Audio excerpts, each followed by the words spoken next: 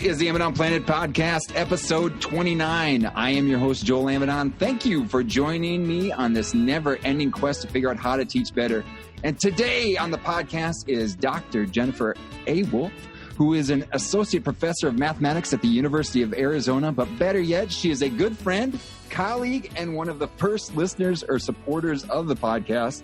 And I say that, I think in the first episode, Jen, I said, you know, if one person listens, it'd be a good thing. And you were like, hey, I'm listening, and keep it going. And so I appreciate that. Jen, welcome to the podcast.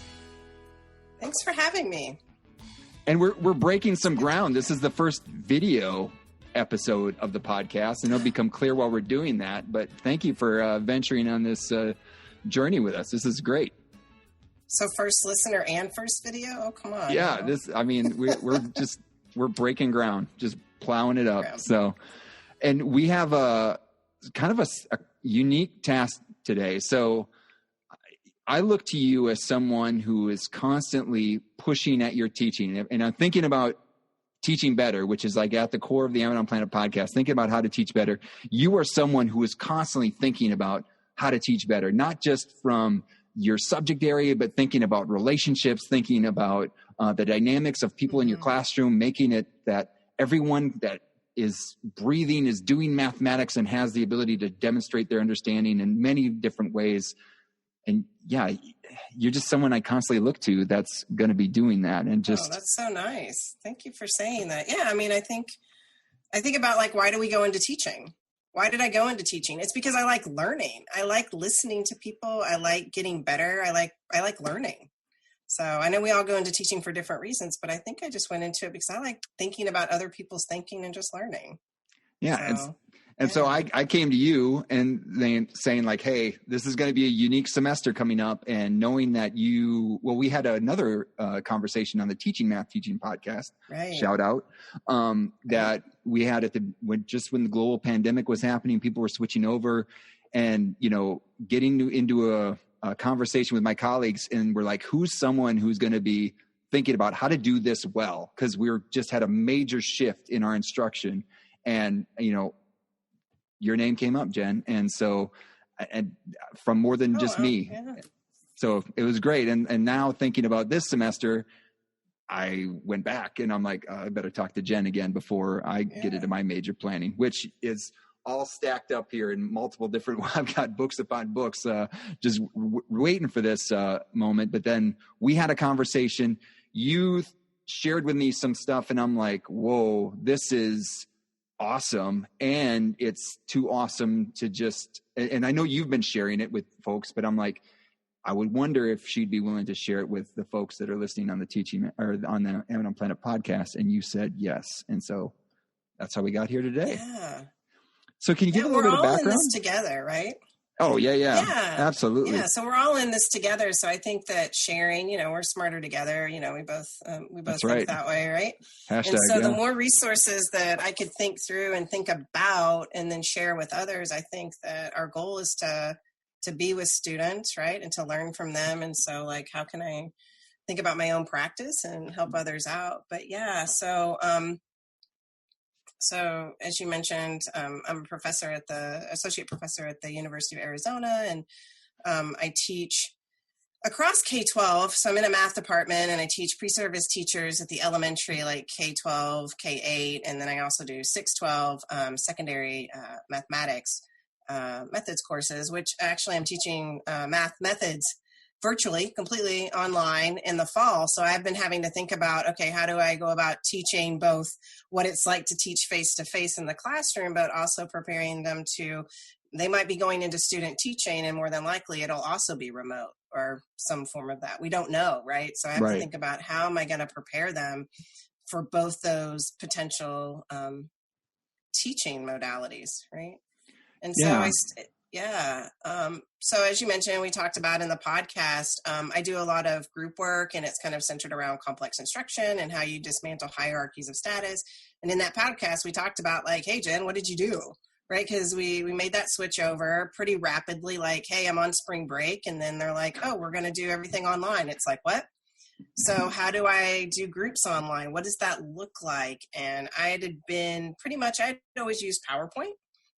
I hadn't really used Google Slides, and I started going to what I say is all the webinars. It felt like that week to figure out what to do, right? I think we were just like consuming, like, what can I do with this?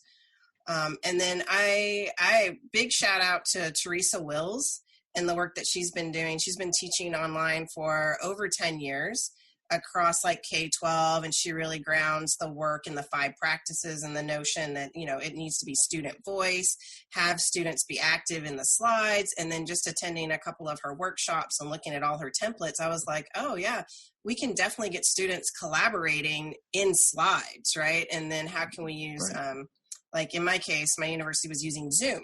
And so how could I leverage Google Slides and also put them in breakout groups? And then what do the slides need to look like, and the transitions, and just thinking about how do I move things I can do face-to-face? What does that look like in the virtual space? Can it be done?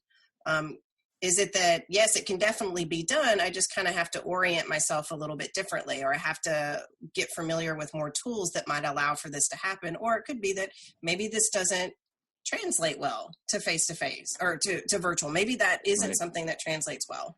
And so I think through all that reflective process and getting through the rest of the semester with my students, and then thinking, what can I do this summer, learning new tools, and then also being, setting, okay, what's realistic for me to do? You can't do all the things. And I think right now, teachers, educators, everyone, they're getting so many webinars and so much information on all these different tools. And it's like, this is wonderful.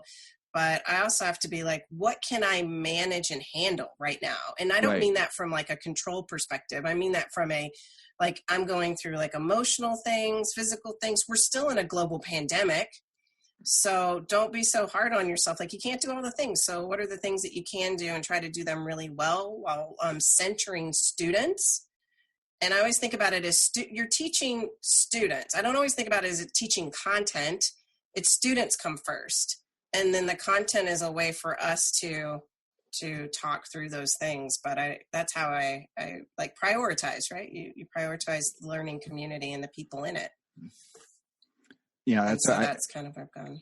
I mean, that was one thing that stood out to me in the podcast, from the Teaching Math Teaching podcast, is like just, how much you put on, hey, I need to have ways to like intentionally check in with my students. How are they doing? Like what are their needs? And like, we'll get to the math, but the math it's a win-win situation, right? Because if you're checking in to see how they are, they're probably better prepared to receive the mathematics versus like, no, we don't have time for that. We just need to push ahead with content.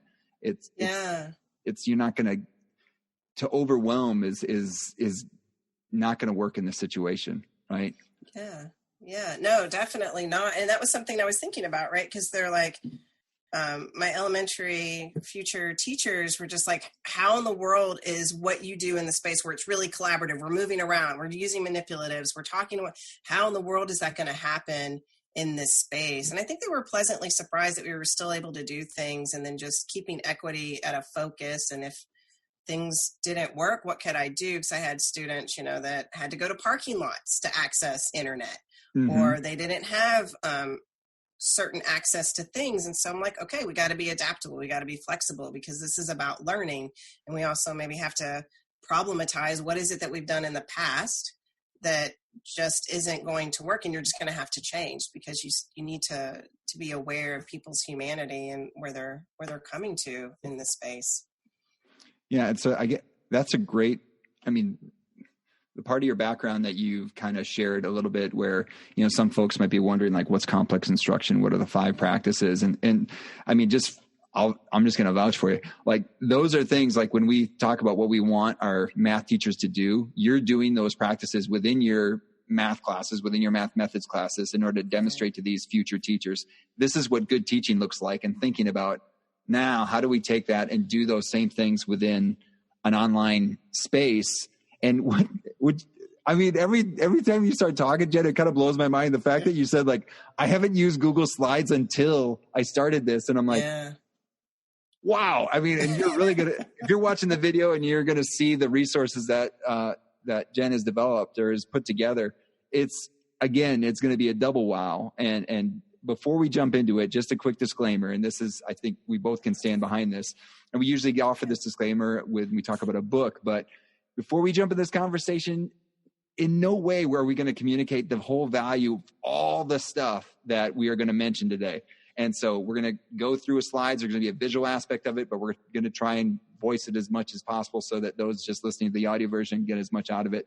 But it is going to be a lot. And even if we did, communicate the whole value of it, it's only going to be from our perspective. And that's, I think, we talked a little bit before we jumped on and hit record, is that part of this is that you're helping us process through what is this resource, but that so that we can take it and figure out how does that jive with our own philosophies of teaching, our own ways of doing things, and then how can we then use it within our own practice, and thinking about how we can then share it with others as well. And that's, like we said, we're smarter together, right?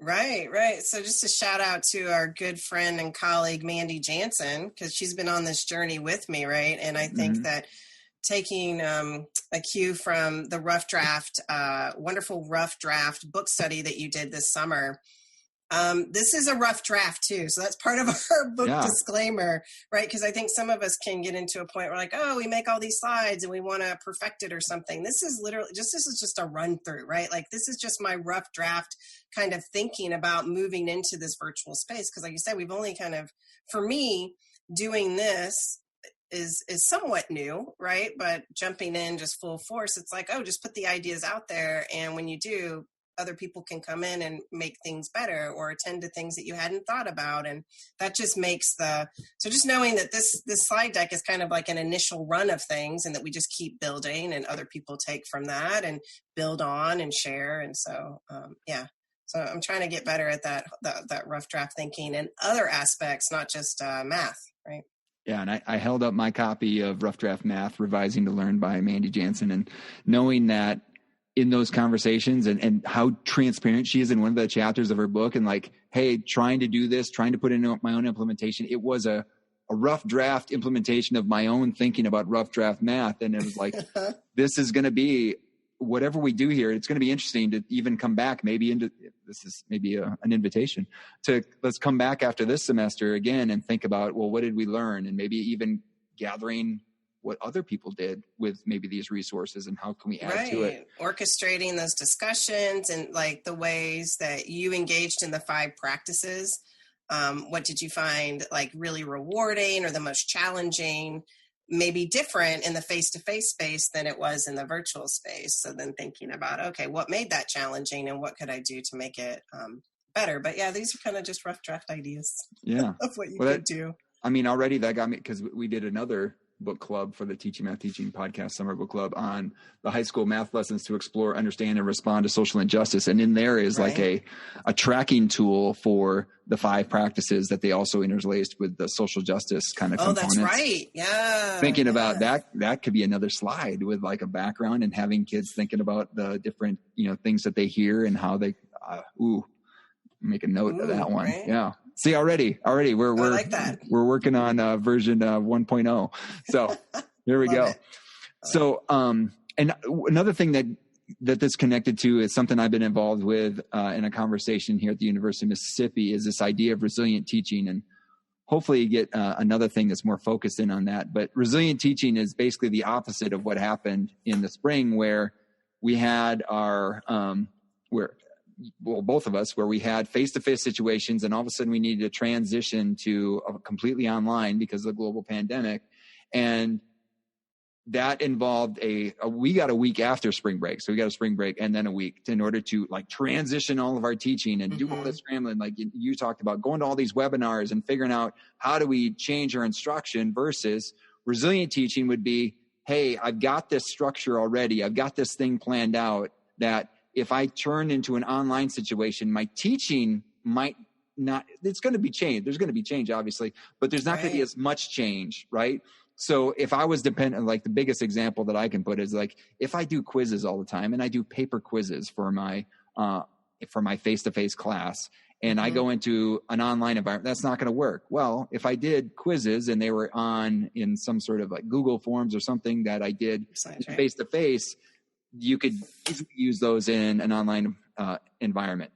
That's and I don't like using quizzes like that and to test. I'd use the other things, but anyway, there's something there that you don't need to change all that much. And if you don't have to change your instruction all that much, you can then focus more of your attention on the needs of your students.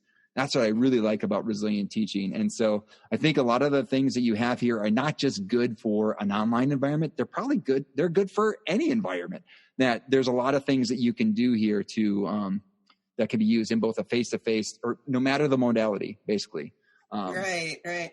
Now that's a really good point, because one of the things that I've been thinking about is that our students are going to be with a lot of screen time, right? And I'm teaching in the fall, I'm teaching a 2.5 hour class, and I'm trying to be very cognizant of like how much like can we be face-to-face Zoom synchronous, and then what does the asynchronous component look like? Right.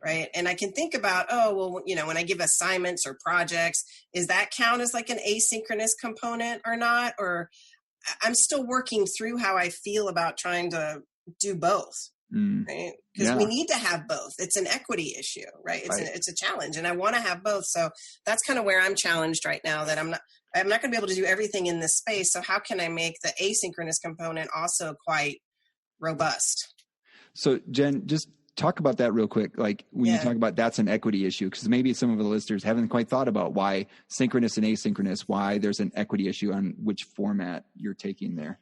Yeah, so going into the space, I think probably a lot of people experience this, but to be able to engage in synchronous, right, Zoom, Google Meets, whatever it is, you have to have a certain amount of bandwidth, internet access. And so there's an assumption there that everyone has access to the internet, or everyone, and it's high speed internet. So assumptions about access are there, right, in the synchronous space. So if I had students who couldn't make it, I needed to have something in place that, and not just a recording, right? I think recordings are great. Like I would record my classes so my students could go watch it at another time, which again, it's about access, right? And so how was I able to create and respond in a way that my asynchronous components, that if I had students who weren't able to attend for whatever reasons, it could be, I need to focus on my physical and mental health right now. I can't come to the synchronous session. And I'm like, sounds good. Here's where the resources are. Go ahead and do your best to get it done by this time. And if not, let me know. If you need more time to do this, I completely understand, but just being very open, right? That at the end of the day, the goal is to have students learning, right? And how can I support them in their learning, right? And so that's where I saw it as being an equity issue, because it's about the access to rigorous content. It's the access to learning. Yeah, and to think about all the different scenarios. And I mean, even I was hanging out with my old school that I used to teach at. They let me listen in on some meetings where, high school teachers planning on what they're doing, and just, knowing some of the stories that they're having. Like, these are high school kids that are going home, taking care of their elementary school kids, then having to go to work because they were trying to, save up for college, support their household, whatever. And then after all that, then come home and do work. And say, if it's think about like what kind of situation. If it was a synchronous situation, it was really tough because they're doing childcare. If it's asynchronous situation where I've got a 1-to-1 like recording. I had a 45-minute class. I'm going to do a 45-minute recording of class. That wouldn't work for this kid that's coming home at 11 o'clock to do that. Like, what does the instruction look like? And so, there's lots of things to think about here. It really was, because when we at my university, we were told you have to hold synchronous sessions. And I was like, whoa, wait a minute. That's an issue. Like I have to require them to come. It's like, oh, well, if they're not able to come, that's okay. But it's still like, okay, well then I need to think about if they're not able to be there. Totally get it. What can I do to help support them in the space under these unprecedented times? Right. Because I always go back to, it's about them, right? What can I do to continue to support them in their journey to becoming an educator? Right. Absolutely. So let's get into it. So, cause people can kind of see what we're talking about. Again, this is a huge resource that you've put together, which you've taken a lot of things that other people have had. We already mentioned Teresa Wills, and we're going to pour as much love on those folks that have shared those things. Cause again, we're all doing this thing together. So awesome. All right. So we're going to kind of bucket this thing together, but you've kind of come up with some ideas on sharing resources that I didn't know to begin with. So I usually open up with just kind of a welcome slide and just a request to go ahead and mute your mics, right? For the background noise. Whether or not your students have their video on or off, I'm an advocate of choice, right? Let them choose whether or not they want to show their video. Tahari Jackson talks about video classism and thinking about, when you open up your video, it shows things about your space, right? Mm-hmm. And there's certain things that could be assumed about you because of that, and just being aware of that classism isn't real. And if your students want to turn their video off, turn it off, right? There's many reasons. I know that that's something that's been going around about video on, video off. And I'm like, the goal is for them to be engaged. And so if they start off with video off for a while, fine, right? And then as the engagement starts to be more and they're able to collaborate in slides, maybe they'll feel safe, right? And included, that they'll turn their video on. And maybe I'm projecting a little bit here, but I'm not one who likes to turn my video on either. And it's because for various reasons, but when I feel more comfortable in the space, that's when I'll turn my video camera on. So I try to think about that. What I like about even it's just on this one slide, the thing that you've shown to demonstrate this, one, you're very explicit about, hey, here's where it is on Zoom. Here you can find where the mute is, and you've got it. Hey, the microphone's off. But then the picture, you've shown the video being off. Those are just the small little things that show hey, I'm actually assuming your video is going to be off and that your choice is to make it on. Those are those little things that I think throughout this slide presentation, we're going to see there's a lot of intentionality behind everything that Jen has put in here. So I try to think about that, right? Because we have bandwidth too. And we know that if we turn video off, that sometimes that helps with our internet connection. So there's a number of reasons why people might want to have their video on or off, right? And so just being aware of that. We're going to jump back and forth. I'm going to point some things out. Jen has things she's going to share, but in this first part, even too, just notice how explicit in this slide deck, and you're going to get access to this slide deck if you'd like it. But in the initial part, just how explicit Jen is with directions on what is being asked for, or what are some tips and things that you should note. So I just really like that. So right now I'm showing this Google slide deck that I put together. And like Joel said, I usually put some transition slides in there, making sure that there's not only just text, but there's also images, right? So thinking about our emergent multilingual population, thinking about, having these images available so that you can see, she's talking about Google Slides. So there's usually a Google icon, or putting in snapshots or icons of whatever platform that you're using. So in this beginning part, much of the first 20 or 30 slides is my attempt to say, hey, when you come into the space, don't make assumptions about what people know about Zoom. What do they know about Google Meets or whatever? Maybe you're using Microsoft Teams. So thinking about what are the tools of the space, because the students and people that you might be working with, while they may be really good with TikTok and Snapchat and all these other forms of communication, they may not be familiar with Google Slides. They may not be familiar with the Zoom platform and what resources are there. So these first set of slides I have are deliberate snapshots in the Zoom environment. And we go through and we talk about where are these tools, so that when we start to communicate using these tools, you'll know where they are. And then we get practice with those tools, but being very deliberate about using the screenshots and pausing and allowing people to kind of see, how do I save my work? Where's the participant window? And so and having these slides, so she's got Jen has it for Google Meet and Zoom, and very explicit, all the different things that you can do. And in each of them, looking for the chat, looking for, hey, how can you offer some quick responses? Thumbs up, thumbs down, clapping, going for coffee. Yeah, exactly. Right. So like even in this slide here, 14, I usually have that as one of my first slides that's there, like when they're welcome, because the first thing I want them to do is open their participant window, open the chat. That way, when I ask, they already have it open so they can respond to whatever prompting question I have in the chat. Or is everyone good to go? Give me a thumbs up in the participant window. So from the get-go, they have that, and that slide's there so they can always refer back to it if for some reason they're not able to find the participant window or the chat window, or sharing or turning video off or off. And then just giving examples of like, what does that look like? Once you've done it, what does it look like? Yeah. And I think you had somewhere a prompt on there like, hey, let's practice. And so we did some screen sharing.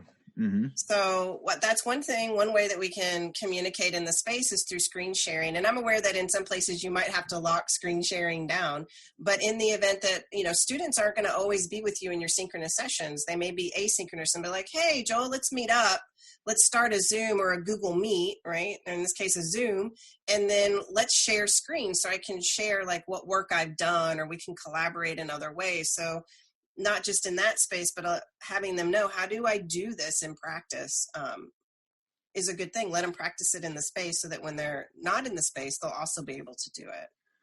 And one thing I guess too is that, whatever, communication device you're using, like, and I know that you've attended many webinars and things like that. And I know that my institution is offering things, but that there's also, again, many different training resources out there from the specific products or from Zoom or whatever, that you can go and figure out, what can I do with this tool?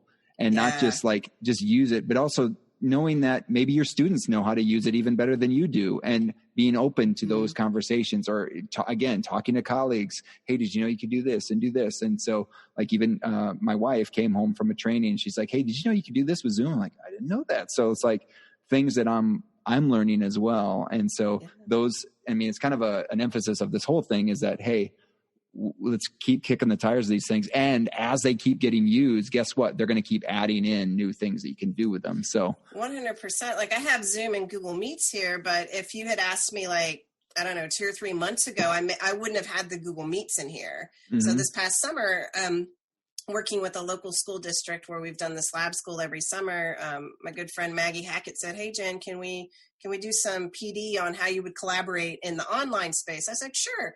She's like, so I know that the U of A uses Zoom, but our district is using Google Meets. And I'm like, cool. Yeah, I haven't used really Google Meets other than just like joining them sometimes. And it's a different space. Like they don't have breakout rooms set up just yet.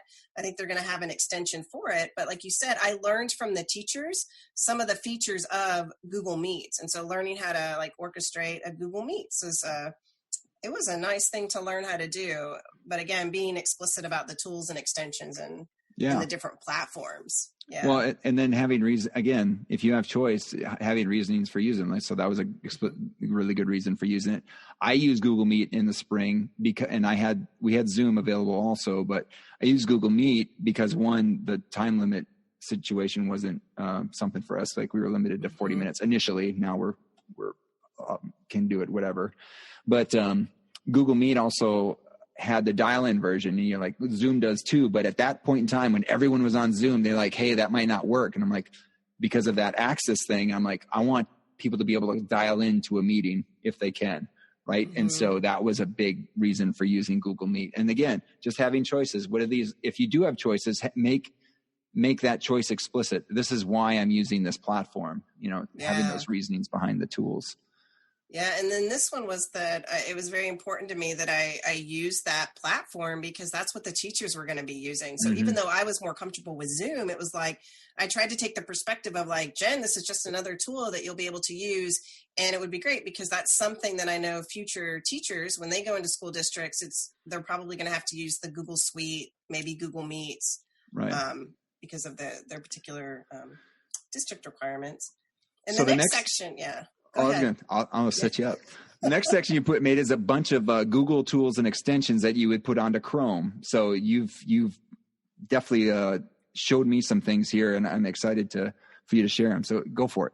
Yeah, so just some things that I found helpful with Google tools and extensions, in addition to Google Slides that we'll talk about the collaboration there, is that, depending on how many devices you have open, or if you have one screen or two screens, I found that if you use Google Chrome, you can pin your tabs. So sometimes we have a bunch of tabs open and they take up a lot of space. And so if you go to the tab and you right click on it, you can click on pin, and it'll pin the tab and make it smaller.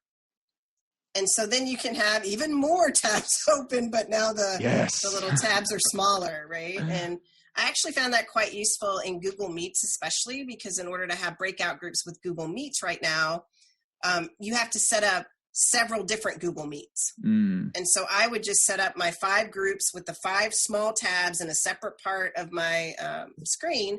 And then I'm like, those were where my breakout groups kind of sat. So that was quite helpful. I think pinning has been around for a really long time. So even though something is new to me, I know that there's some of these things have been out there for a while, but that was new to me. Yeah, mind blowing to me. But yeah, some people out there probably saying, yeah, I've been pinning for a while. But but maybe you didn't see the reason for it.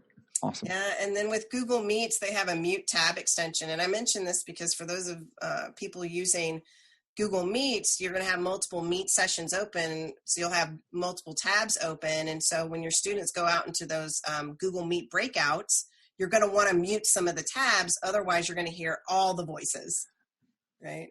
And so having that extension I found was really, really useful when I was working in Google Meets. And then just things like taking snapshots. Like I've got one here. It's a Chrome extension called Click Full Page. I know some Chromebooks have a tool called Snippet. And so a lot of kids use Snippet. And so you really wouldn't want this. You wouldn't have to use this. But even though students are using Chromebooks, the teachers might be using a different operating system or device.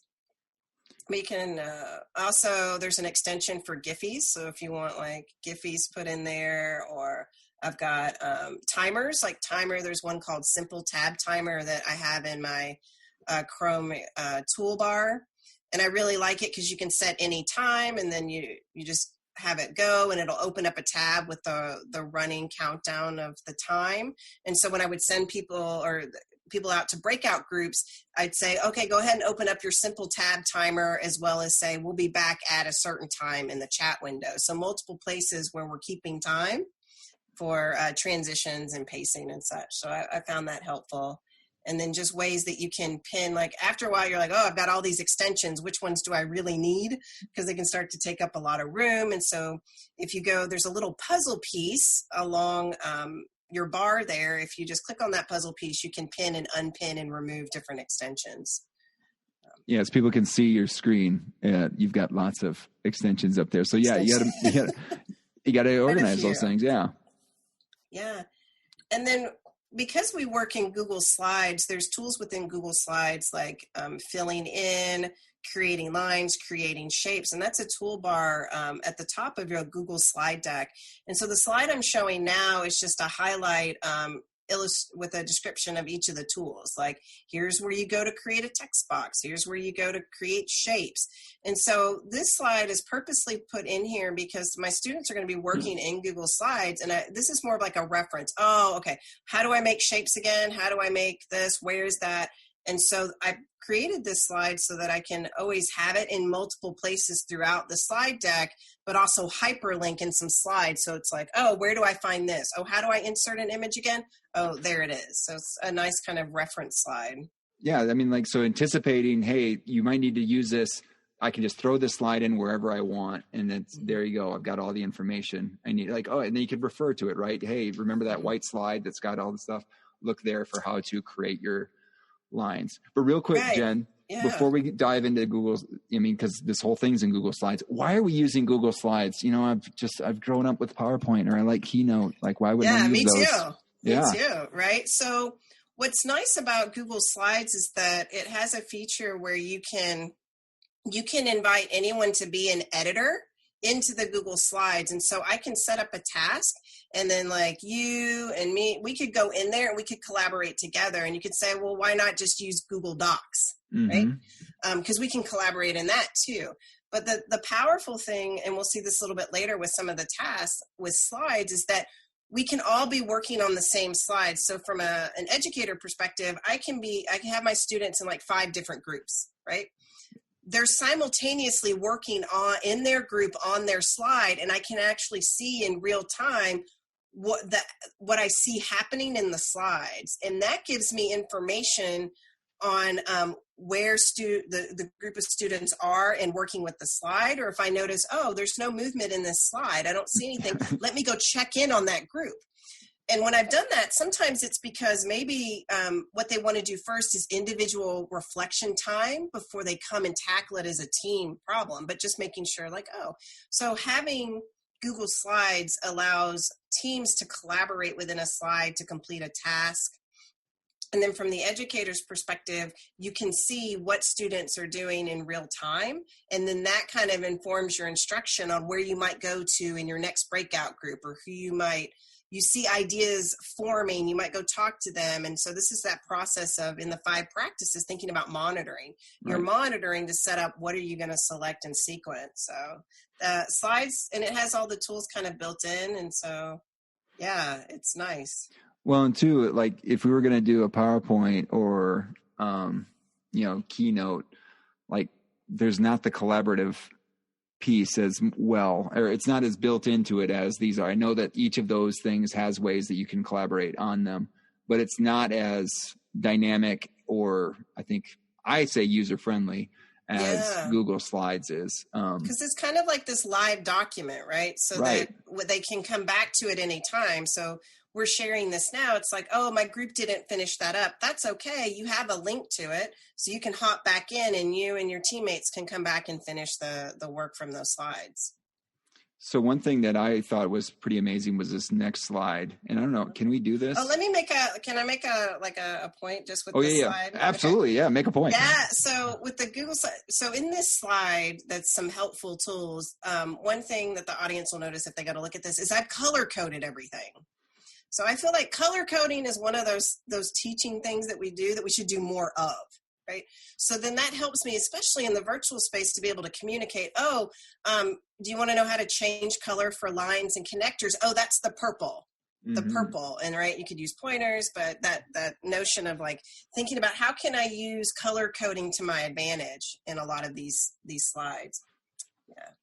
And you'll definitely see that coming up too when we get into our group work action as well. But this was a pretty cool thing that you showed, that, because we're also thinking about who's participating in our classroom, what are the needs might be. And one of those things might be closed captioning. So closed captioning. Yeah. So shout out to Catherine Ye. So when I went into this, I was like, Catherine, what do you do? And what are you going to be doing for this virtual space? And so she shared some slides with me, and then she had put it in presenter mode, and captioning came up. She's like, I'm like, what is that? And she's like, oh yeah, you can do captioning in Google Slides. I'm like, what? You can? What? So the thing about, and that's great, right? Because sometimes I have a tendency to talk really, really fast. Mm-hmm. And then other times, you've been in sessions where it's like you look away for a second and then you come back and you hear things, but maybe it's helpful to see the words that go with it. The key here is that with, you can do closed captioning in Zoom, but you have to have a third party. You can do closed captioning in Google Meets. It's already there. But let's say I'm in Zoom, which I am, and then I want to have closed captioning. You have to put your slides in present mode. So if you're looking at your slide deck and you go to the upper right-hand corner, there's a button that says present. And if you click on that button, which Jen just did for our audio listeners. Yeah. If you go to the bottom left-hand corner, once you've done this, it'll bring up a toolbar for the slides, like advancing the slides, a pointer, but it also has captions. There's an arrow to the right of captions that if you click on it, you can position where you want your closed captioning to be, on the top or the bottom, as well as the text size. So to get captioning to work, you just have to click on the little CC there, and you'll see at the top, all the words that I'm saying and that Joel actually. And I can say some words too and things. You can, but I have my headset in. So if I had my headset out and the audio coming through my computer was being picked up by the microphone from my webcam, then it would pick up your voice as well. Oh, okay. That was different than what I said. Okay. Awesome. Yeah. So when we had talked earlier, I didn't have the phone. And so my audio was all through my webcam and my computer. And so that's why I was able to pick up yours as well. So for those that cannot see this, if you're on the strictly audio version, I mean, what Jen is saying is just going across the top of the screen, and Straight you think across the screen. And well, let's just break through some things. So some people might think, well, I don't have anyone in my class who is hearing impaired. Well, closed captioning is for more than just that. I mean, like Jen said, like sometimes it's useful just for comprehension. Like I'm missing what the last things that were said, and now I could see them going across the screen.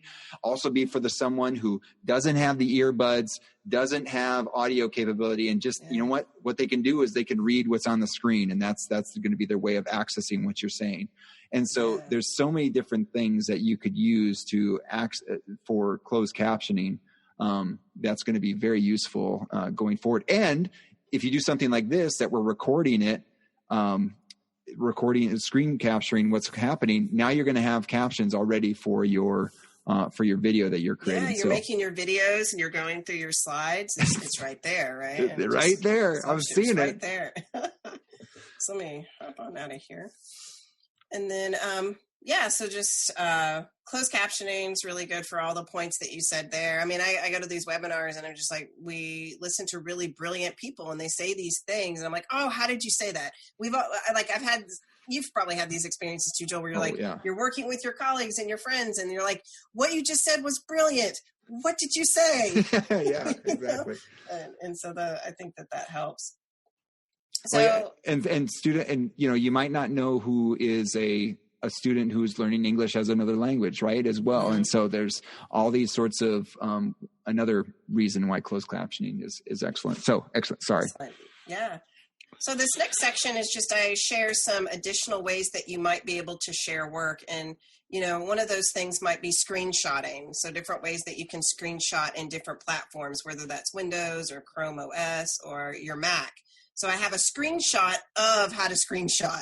Yeah. On the slides. Very explicit directions for all the different things. So yeah, it's awesome. Right. And then also, how do you share a whiteboard in Zoom? So how do you share surfaces? How do you share screen? And so this is one of those, I've got, again, screenshots of the tools in Zoom and the process you would need to go through to be able to share your screen. But then I also show my students with screenshots too, how you can share your iPhone or your iPad via AirPlay through Zoom. And I show this deliberately. So we do have students, some have iPads or iPhones, and there's a way to share that so that, you can share the work that you're doing. You could create your own webcam basically out of your phone or your iPad. Or maybe you have the iPad and the pencil, or some of my educators out there, you might have an iPad and a pencil, and you can write directly on the iPad and pencil using whatever software you have or application you have on your iPad, and then you can share that out. And this next picture is just different ways you could use your iPad or your camera to create your own document camera. Yeah, it's a life hack, basically. Like lots of it seems like locker shelves with those wire things that you'd recognize, and then there's clipping onto a lamp, and there's a Lego built. They took their webcam and just literally clamped their webcam onto a lamp, and then created that space to be able to have like a dock cam. Yeah, the one that we questioned, it was just balancing an iPad on a water bottle. I wouldn't suggest that one, but hey, it works. So I'm like, that one's kind of hilarious. And then the Lego one, I thought that one was really interesting. And then just thinking about Jamboard. So I've got a slide here that says here's Jamboard, and then a video. So across these slides, other things that I'll do is I'll embed videos that describe whatever that tool does. I don't have to recreate things. So that's one thing I just want to put out there, is that I know a lot of teachers are awesome in creating their own videos, but I highly recommend go out, because you may not be the first person who's thought about that, right? And let's leverage some of those ideas and resources that are out there and have those video capabilities so that they can just click, watch a video, and kind of learn about that space. And then, so those are the tools, right? But I think with anytime we go into a class and we're starting a new class, and this was a big, in the response back in the spring, it was like, okay, it felt like, okay, we're going to figure this out. We're going to survive, try to thrive in that space. But we had already had established relationships with our students at that point, right? For many of us. Yes. And so now we're going into the fall and thinking about, okay, how am I going to build relationships in this space? And it's key. It is key, right? If people feel seen and heard, and you're leveraging their brilliance and their strengths and honoring that, and cultivating those relationships, that any content area, I think you're going to get students on board, right? Because they feel like, hey, this is our space. It's not the teacher space. This is our space for collective learning. And to think about that from just to tie back into what you said before about like complex instruction, right? That's a huge thing with complex instruction. What are the assets that our students have, and how can I build my relationships, and thinking about how do they best communicate? How do they best show their understanding? How can they best contribute to groups? How do we position them to use their strengths in order that, again, we all get better together. Right. And so, and that involves developing these relationships. So that's a big concern for, I think, a lot of teachers right now. If you're going to be primarily online, or you're starting online or whatever, you think like, how am I going to do this work that we did prior to being online before, so I could lean on those relationships, but now I'm starting from scratch. So you have lots of ideas. This is great. Yeah. And in fact, I mean, that's a huge chunk. I'm going to spend a lot of time building those relationships, because we want to feel comfortable in the space. We want to feel like we can bring our whole selves to the space, and that takes time. Right. That takes time, but that's how we need to start off going into the fall, is thinking about, how am I going to cultivate these relationships together? Well, and what was eye-opening to me, Jen, as you get to that slide 44, where you describe your learning community, and you kind of go through some things like putting away distractions, reduce background, like going through a list of expectations for what might happen within your virtual space. And some of these things will directly translate to, you could use them in a face-to-face space as well. And thinking about what are we going to do to make everyone feel safe so that they could thrive in the classroom. What struck me is that a lot of times, I'm very deliberate with, like, I want to set up my classroom for success from the beginning. Yeah. And the thing is, like, I think, oh, okay, it's been said, it's been done. And now I might not talk about it anymore. And then when somebody violates one of those things, or just, is not holding it up, I get upset. But I'm like, when was the last time I talked about this? It was the first or second class. Right. Versus I could have a slide where it's just a quick reminder, and using images to say, like, hey, here are the things that we are standing for in this classroom that, that we all can agree on. It's not just the 2 things or 3 things that I said at the beginning of class, and that's what you had to remember. Versus, no, this is something that we're all accountable to throughout. And we're getting reminders of it by putting it on a slide. And so I'm thinking, why don't I do that? Like, it's just something so simple. That's a really good point. Like, and to build on what you just said, Joel, I'll say, so I think sometimes one of the reasons that norms and things can kind of fail, or these agreements of how we're going to interact in the space fail, or feel like they're failing, is because, one, we don't revisit them enough and throughout the year. It's not just that first week or 2 where we're setting things up. It happens throughout the year that we come back and revisit. The second thing I would say is, how are you revisiting them? So sometimes I've seen it, we revisit these norms of interaction, or the ways that we've said we're going to interact together, and it only comes up when you violated the norm. Yep. But why aren't we always attending to when things go really well? Yes. Like, when are we attending to the norms? Like, I really liked how you attended to your right to make mistakes, or right to, thinking about Torres's Rights of the Learner and Crystal Kellinet Craig and her work, shout out, that, like, you have the right to say what makes sense to you. And you just did that. Thank you for helping me grow. Right. It seems like it's, we're going to have to revisit it, but it's in all those little moments, those, what Deborah Ball calls those discretionary spaces, right. In that you make those decisions that could change the dynamics of what happens in your classroom. Where they say better caught than taught, right? Right. Like, noticing those things. We got all sorts of rhymes. Exactly. So that's how I start off the session. And what I found in the spring, what I've done in the spring and here is I also take a moment to invite people to kind of just breathe. Mm-hmm. Right. So we come into the space, we're experiencing Zoom fatigue. We're still in a global pandemic. There's lots going on, and it manifests itself in our bodies, in our minds, our mental health. And so I usually invite everyone in the space to take a few minutes to just follow along with this beautiful like polygon GIF. The breathe in, breathe out GIF is what's on this slide. And the idea that you can't pour from an empty cup. Like you can give and give and give, but what are you doing to fill your cup? And so I invite you, the people in the space, to come and just do a little bit of breathing with me. They can opt out. You might say, you might want to turn your camera off for this. Feel free to do whatever you need to do to kind of set our intention for learning in community today.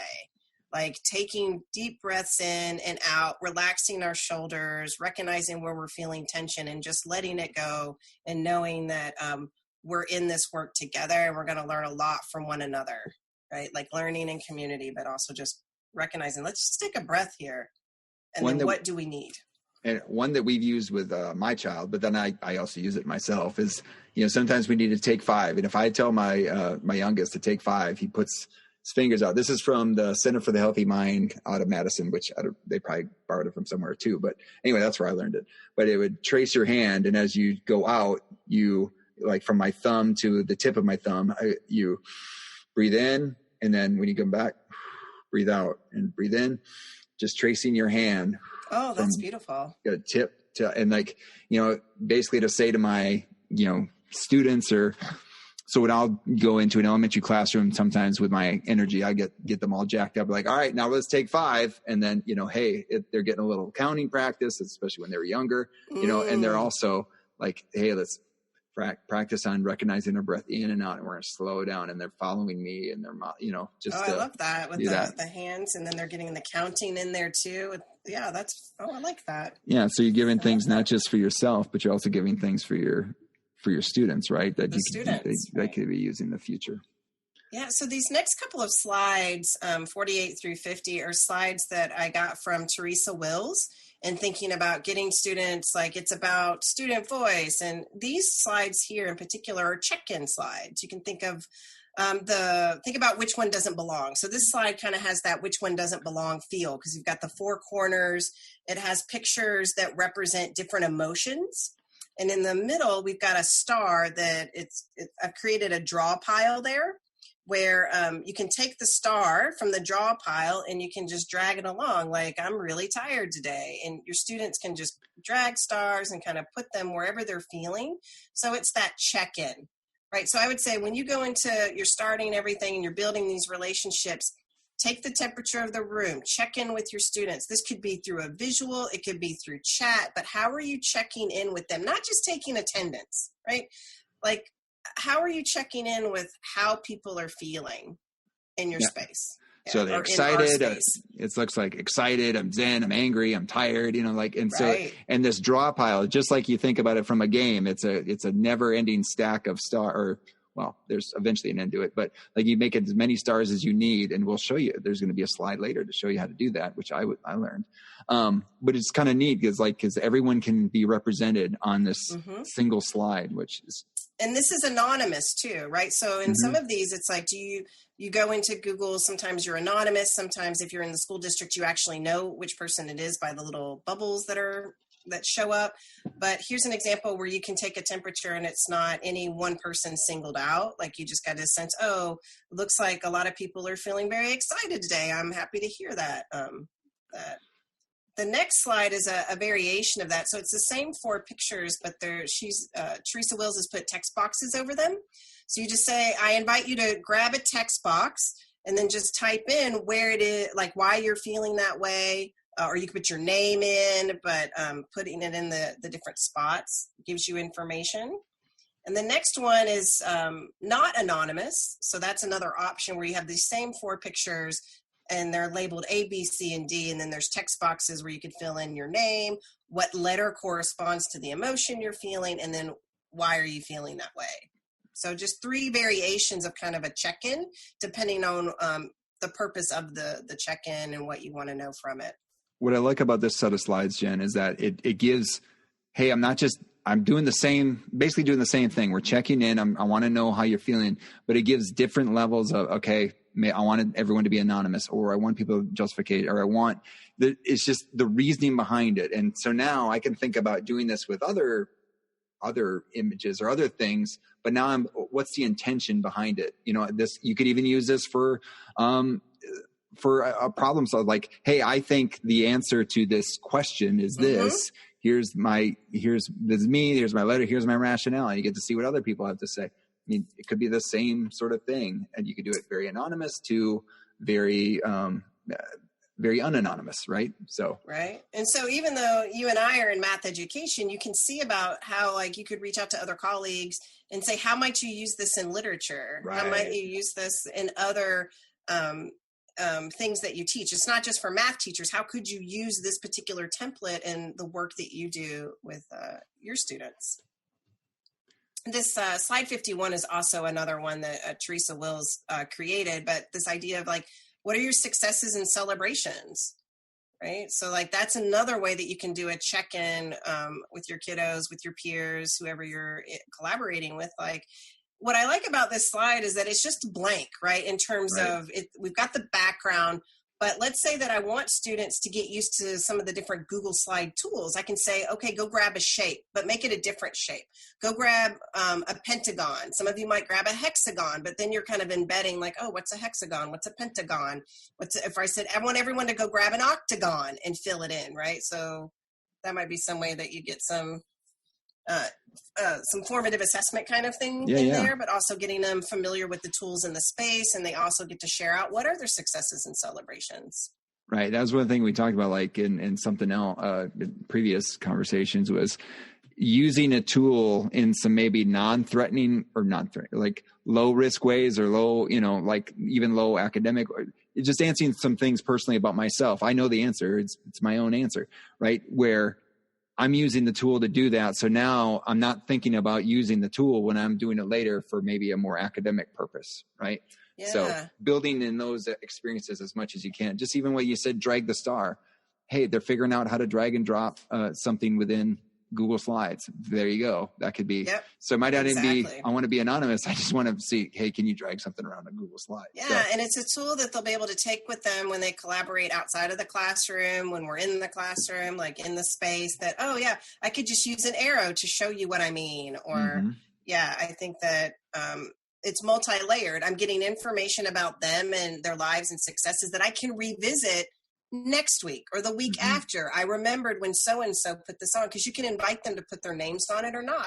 Yeah. That's another thing that you could do with that. And then you've got more information about your students, and you're starting to see them be able to try to bring their whole selves to that space. And I say that because that transitions nice into this next slide that I'm showing here. So if I'm asking my students to kind of share their experiences themselves, and I want them to be able to bring their whole selves to the space, I've got to do that too. Like, I need to model ways in which I'm vulnerable.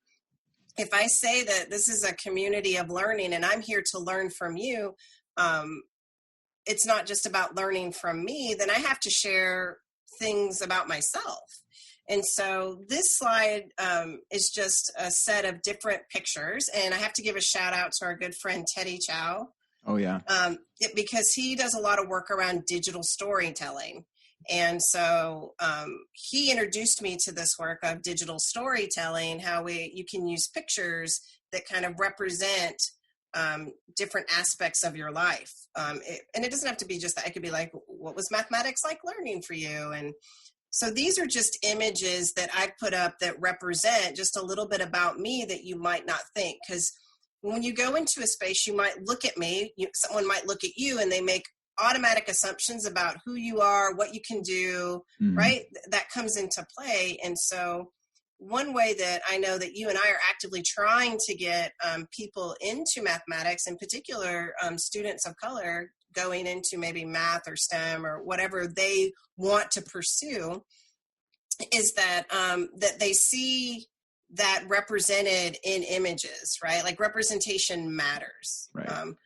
So that's kind of how I frame this, is because I am a biracial Thai American. And so my mom is Thai, and she immigrated here. My dad was white. And so being biracial and growing up in a predominantly white rural area of Kentucky, my experiences might be quite different than you might assume they would be, given that what you know about me is that I'm an associate professor, I'm in math education in a math department. That's just one facet of my humanity. So showing pictures and telling this story honestly was quite therapeutic for me. I didn't realize how much I needed to tell it to people. And it shows a more human side of me, I guess, because I think sometimes there's this disconnect between you as an educator and then your students, right? We talked about how you go to the grocery store and they're like, Miss, why are you at the grocery store? And it's like, well, I got a grocery store too. Yeah. Right. And so these images here just kind of represent how I came to where I am today, like what my journey is. Growing up where I did and how I did had a huge influence on whether or not I spoke up in class, on whether or not people thought I was capable to be in that space. So all of this, I like this particular picture. Some people ask me about this in the bottom right-hand corner of the slide, is this person with a green backpack hugging me, and you can see the NCTM symbol in the background. Mm-hmm. And this is a special moment for me because the other slides I had shared in this talk that I gave, and it was the first invited talk for NCTM I had ever given. And this participant came up to me after and asked if they could hug me because my story resonated so much with them, because they too were a mixed race, biracial educator of similar descent. And it just resonated with her because she told me, I see you and I value what you say. Like it was pretty beautiful moment. And so it reminded me that my mere existence, right, can help so many people. Right. Oh, yeah. That representation and those stories that we tell, and showing that vulnerability. You just think about how much you share. I mean, just how much is there within 6 pictures. And that if we give our opportunity for our students to do something similar, and then you get to see possibly the intersection of some of these things that they're revealing about themselves intersect with others in the class, or even with you as the instructor. And it's like, those could be powerful connections or conduits which again, we all can get better by having those ways of communicating with each other, that those connections, those relationships. And again, figuring out how to do that at a distance. And here's a definite example of how to do that. Yeah. I think if we're asking our students to share, then we should be willing to share ourselves, because this is a community for learning. I'm part of that community. And so going into any community space, knowing that I'm here to learn from and with you, right? That actually reminds me of something, Jen. It's like a conversation we had at PMENA a couple years ago, and where I had shared some things about my faith, and you had a teaching situation that came up where you wanted to have a conversation about that, and that ended up, we had an hour-long conversation. Yeah. But because again, we both knew a little bit about each other, and then able to have that connection, that allowed us to get better. That facilitated these conversations have in the future, facilitated us being better for our students. It's just, it is one of those things. Like some people want to be, there's a reasons to be protected about things. And we, we know that there's reasons for that. But also too, right, if there's a possibility, if you do model the kind of relationships or kind of vulnerability you want your students to have in order for them to have with their own students to be more effective. I mean, we can do that. And there's some beautiful things can happen. And so I don't know, just putting that out there. And I know we've both benefited from having that. So we've had really good conversations. Yeah, we have. We've had lots of good conversations. Yeah, so just, sharing our stories, I think, brings us closer to people, and exercising that. You see their humanity, right? And then it just provides a much more lively space where people feel like they can be them, right? Right. And you can honor that. And I just talk a little bit about my positionality, like I'm still this educator in progress, and then just some questions on kind of how I orient how I teach. Like, all students have brilliant ways of knowing, so how do I promote and value students' participation in mathematical discourse that position them as mathematically competent? Or take out mathematically and just insert your own, right? Like, what is your discipline area? Or how do I cultivate a learning environment where students develop positive mathematical identities and a sense of belongingness?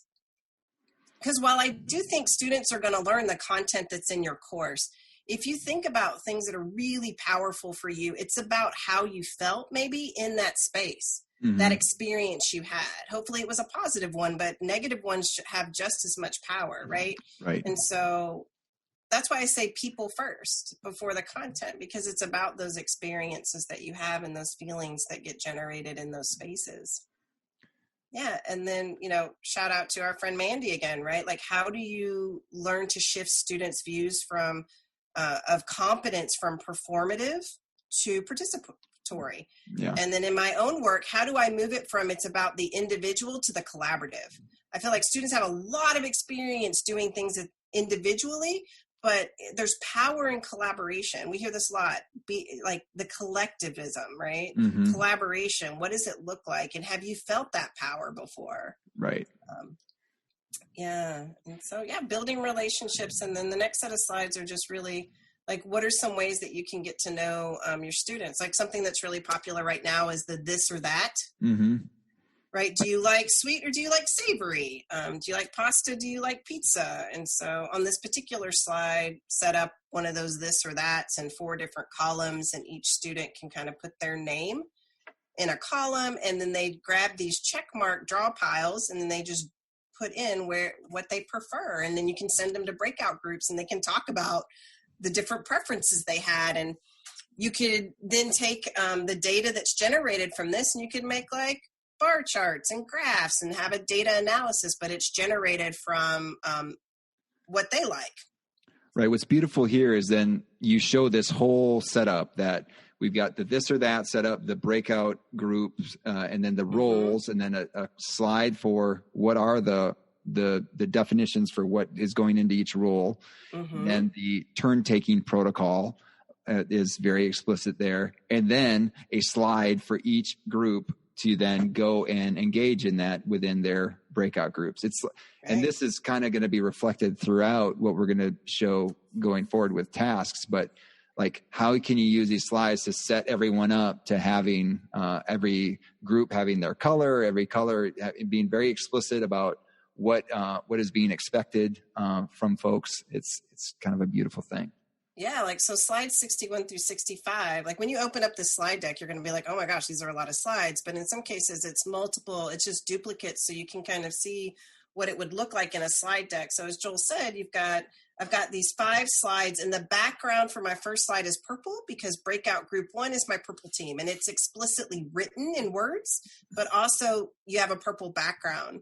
And then within the slide itself, I've hyperlinked by highlighting the turn-taking protocol text, hyperlinked it back to the slide that describes the protocol. Yes. Or I have the list of the purple team, who's in the purple team. There's an image that I snapshotted of, like, here's the task monitor, the different roles, and then it's also hyperlinked, so you can go back to the description of the roles at any time. And that's done for each of these slides. Like my next slide, breakout group 2 is the blue slide, and breakout group 3 is the red team, and so on and so forth. And so they go and they collaborate in their slides, they're in their breakout rooms, and I can see all the check marks moving around, and then I can hop around and see what's going on in the conversations that they're happening. I can jot down some of the things that I heard so that when we come back to whole group, if we have a whole group discussion around those, like, what did you like, this or that I can call upon people or invite people to share their ideas.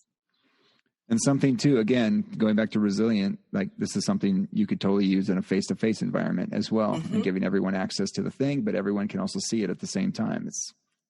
It'd be better than having a chart paper that's only facing one way in a classroom, right?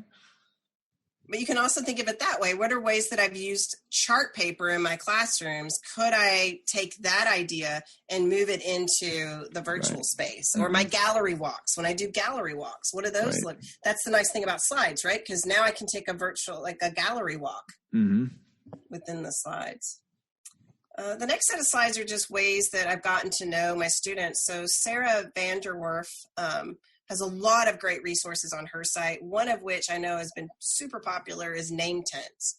And so these name tents that you can use in the face-to-face, you've got a table, it's like just think about a name tent, right? You just fold your card stock, and inside the card stock is printed a table that has like the first 5 days, and then it's a 2-row table that has like 5 columns. Let's just go with 5 days. And then you have a prompting question. You might say, what's your favorite book or video, or what do you like to do in your spare time? Some kind of prompt. And then the student will write their response. And then as the teacher, I would go in and I would respond back to them. So that's a physical nameplate. They would, at the end of every day, they turn it in, I fill it out, give it back to them. The next day they get to see, and that way we can communicate across. So I thought, what does that look like in the digital space? So Sarah had posted work by Kristen Foss, and her Twitter handle is here, but she created name tents through Desmos, right? Yeah, so that's great. It's wonderful, right? And so one of the things I'll mention for the listeners out there is that when you go to the slide deck, make sure that you click on some of the images, because a lot of the images I have in here have been hyperlinked. Yeah, there's links everywhere. There's links everywhere. So if you're not sure, just click on the image and it may be already hyperlinked. So this one is where it's Kristen's development of the name tent. So you can go in and look at that Desmos activity. Desmos now has a feedback feature where once a student puts something in, you can respond back to them, which is perfect for the name tents. There's also an image and a link to 100 different prompts that you can use. So sometimes I'm not the most creative and I have to think about the prompts, but here you go, 100 prompts, and you can choose from there and then have them respond, and you can respond. And the name tent is great because it also has the ability to upload a picture, and then it has the picture, and then it has the name tag right next to them. So then you have a picture and the name tag within Desmos and these name tents when you're responding. So wonderful. Flipgrid is another resource. A lot of people have been using Flipgrid. That's yeah. I think it's great. Students can go in and kind of respond through reflection. They can share their work. You can make them private or public, right? Students can comment on other students, or you can just make it where it's the student and the teacher. But it's a quick way or another venue, right, for students being able to show their understanding of whatever concept or topic or that you've been talking about in class. The next set of slides, like 70 through 72, the listeners are probably like 70 through 72. It's just more around that digital storytelling. So I have a snapshot of the story and pictures that I told. And one of the things that I have here is that there's a description of like share or create 2 visuals that best represent your feelings and experiences learning math. Describe how these visuals represent your feelings. So what I might do is invite the students to create their own Google slide. And these would be the prompts, and then have them create their Google slides, upload their Google slide into Classroom or whatever platform you're using, and then have all those slides, put them in a slide deck, and then have everyone do a gallery walk to kind of look at the different things they see. And then I might do, I learned this from teaching tolerance, constructive listening dyad. So like a protocol where I could pair you off, and then you have a timer and you have like 2 minutes to address each of the prompting questions I have around your mathography, if you will. And then you have to listen generously. And then the other person takes 2 minutes, and they only take the 2 minutes to share their story. And then there's, again, an activity where you have slides of the different ways that students think about themselves and with respect to mathematics or their own identity as learners. And then you can have them talk to each other and get to know each other. You can do a gallery walk around the images. But, and this is something that I'm totally replacing, because I would have my students do a math history, not a mathography, math history, and all one word. And we would do it as a paper. And it's like, it's a lot of papers to read versus like images, I think might be more powerful, right? Something to kind of show, and like how a lot of people, that's how we communicate, right? A lot of times it's through images, like how much is being said in the 6 images that you've selected for yours. And it's almost like instantaneous versus like, right. And then we can have conversations around that, right? Just thinking about what are the different ways that we can express what we know and communicate it. It doesn't always have to be written. It doesn't always have to be oral. It could be through images. It could be maybe so many other ways that I haven't even thought about, right? But it's that journey of figuring that out that can open up doors for more people being able to share who they are and their thinking. And it looks like the rest of the lots of different prompts and things and ways to communicate some thoughts. Like, again, looking back at digital storytelling from Teddy Chow, that should probably shout out there. And then, and then even the ideas about smartnesses in math and like giving some prompts that way. Yeah. So the next set of slides is really looking at like, how do we cultivate what it means to be smart in math? And like, what we want to do is this is just an activity where for the next 3 minutes individually, think about 3 different ways you're smart in math. And then we're trying to broaden the notion of what it means to do mathematics and who can do mathematics, right? But in particular, it's not just about calculations and procedures. There's lots of things that we do that are very mathematical, right? That aren't focused on performing. And so generating those, what does it mean to be smart in math? And then the next couple of slides are just slides that have a background of note cards. It's a decorative background, but they just grab a text box and drop in what are the different ways that they're smart in math. Here's yet another one that's just a bunch of cloud bubbles that have created a background. So you might be like, oh, what do you mean background? So you can create slides, and maybe there's parts of your slides that you don't want moved. This is key. This is very key. This is very key. Because things will go around everywhere once people start collaborating. And so there's going to be pieces of your slide you don't want moved. If you design that ahead of time and these are the pieces I don't want to move, then you can take that slide and you go over here. I'll just do it. You go to File, download, and later on in the slide deck, there's actually a video on how you do this. So no worries if you don't get to this particular part in the Zoom session here we have recorded. And then you just save it as a JPEG. And then once you've saved it as a JPEG, wherever you've saved it, you can open up and add like a blank slide and then go to the word background in your toolbar, and you can choose the image from wherever you've saved it. Right? And then drop it in there and it makes that background, and there you go. None of the things are going to move on that slide that you just made. Yeah. And again, that's key, because especially when you have things that you want, like the thing where you want people to drag around stars, if you just had a bunch of images that you're dragging stars onto, all of a sudden they're going to be dragging those images around, and like now you don't know who's picking what. And for like, you only want things to move that you want the students to move. So again, make everything else the background image. So image. I mean, that was one of those like, I mean, it makes sense. And it's just like, it's one of those things like we need each other to help there. And it's not something that you would have thought of necessarily until you experienced it. Right. So in the spring, I was doing Venn diagram work for sorting shapes with my students, and they kept moving the circles. And I was like, oh man, I should have made the circles not move. Okay. How do I do that? Right. And so then, you check out Google. Yeah. Well, what's cool here is like, I mean, you've got how many different ways here to do this one thing about how to be smart in math. Yeah. And like thinking about, again, one for any teacher, like you can change that to whatever content you're doing, right? What does it mean to be, if I'm teaching French, what does it mean to be a French speaker, like proficient in French? What does that mean? Or what does it look like to be, a good reader or whatever, like a reader?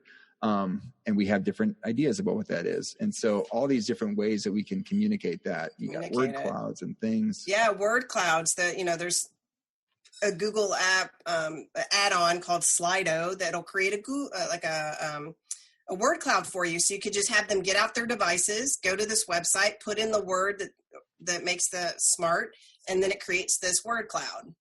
There's another one called Menti that you could also use that would create the word cloud. And one of the things I liked about it is and we talked about this before, it has a profanity filter in all the languages. So if that's something that you're worried about, then Menti might be an option for you there. Someone's going to swear in Dutch. You're ready to go. Swear in Dutch, right? And then, it's still kind of like, it's all that setup. I mean, a big chunk of these slides are like, how do you set up that going into the first couple of weeks? Like, this is our classroom. Like, what makes you comfortable in a classroom? What helps you learn math in a group? And so this next structure is just some slides laid out to, okay, here's a slide that specifically says you have 8 minutes to work on the prompting questions that were in the previous slide. I'm going to use the simple tab timer extension we talked about before to set the timer. And then the next set of slides are just like individual slides that are color coded. So I have 4 people in the purple group. I have 4 purple slides, and each slide has those 4 prompting questions in a text box that they can respond to. And they just grab one of the slides. Like, I'm going to take the first slide, and then Joel's going to take the second slide, and then they're working individually on those 8 minutes in their slides. Yeah, and then you as the instructor can quickly cruise through. So yeah, you do have, so many slides, but it's real quick to see like, oh, there's not a lot of action happening on that slide. What's going on? Is there? It's just like walking around a classroom. You're just cruising around these slides. Exactly. Yeah. And then just some transition slides. So one of the things that our listeners have probably noticed if they've gone into different webinars is that sometimes you get sent to breakout rooms, but then you're like, what were we supposed to do? Yeah. Like, what were the prompting questions? Did somebody take a screenshot of that? Yeah. So there was a slideshow in the first room. Where are those? Oh my goodness. Yeah. Right. And so just as educators, when we're engaged in facilitating our lessons, we have to think about our transitions. Same thing in the virtual space. How are we going to transition from one activity to the next, or one discussion to the next? And so the next slides are just some examples of things that you might do. Like, I have transition slides where they may just be images. Like, here I have an image of the Google Jamboard icon, an image of the mic, a timer, like a little clock image, a Padlet icon, or like I have a little color pencils. And so these images represent, hey, these are the resources that you'll need for our next activity. And it's in a slide, so they can always be like, oh, okay, I need to go get paper, or I need to make sure my mic's working, or I need a timer, or whatever it is they need. But I also have it in written form. So like for the next breakout activity, and just written out, you could have your icons in there too. But before I transition them into the breakout group, here are the things that we're going to need to know. Are there any questions? What questions do you have? Drop them in the chat. Is everyone ready? Give me a thumbs up in the participant window if you're ready to go, and then send them to their breakout groups. But those slides are there, so if then they get in the breakout groups and they're like, what are we supposed to do? They know that once you've got that routine of, oh, remember the instructions and transitions are always a couple before our group activity. And especially thinking about if you're using Zoom and you're setting up your breakout rooms, and like, if you have to manually do it, or you're, whatever, there's a time for transition that's happening there. You're waiting for people to go into the rooms. You're telling them exactly what they need to do to prepare. And it doesn't get to be, oh, I got in there. Now I've got to cruise around to every breakout room. Hey, you need this, and that. And like, no, it's like, set it up. So you're not wasting time. So.